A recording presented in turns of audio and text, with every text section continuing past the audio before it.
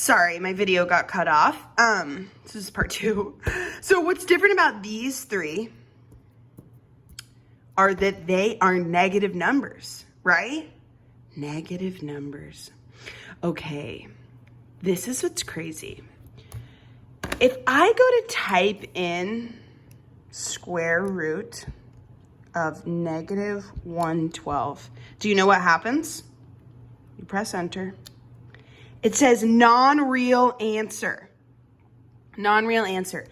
Anytime you try to plug in the square root of any number, it'll say non-real answer. Of a negative number, I mean. Square root of a negative number. And you left out that important key.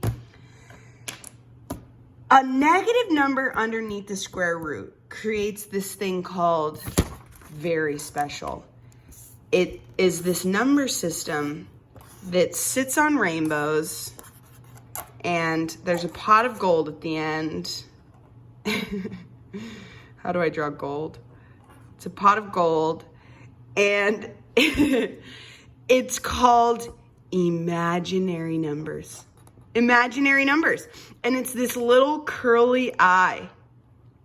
And it's because we cannot take the square root of negative numbers. It's just a thing in math.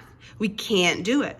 So if you see this negative number underneath the square root, it immediately means that the answer is imaginary. Immediately.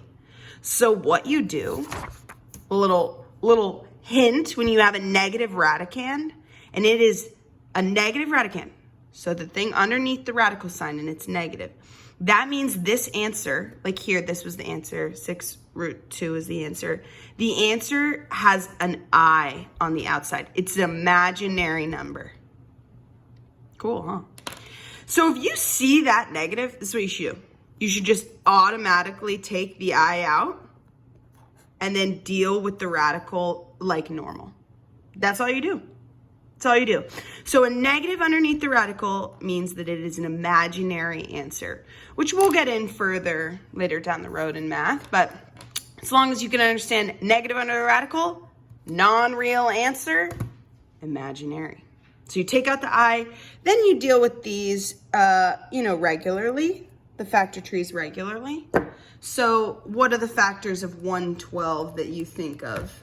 I don't know. I think I'll just do 2 and 56. Then 2 is already a prime number.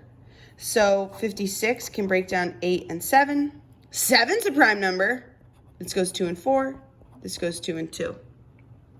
Now, how many of something do I need to pull 1 out? There's a 2 right there. I have 1 pair of 2s. Take that 2 out. I have another pair of 2s. Take that 2 out. And the 7 is the only thing that's left in. Okay?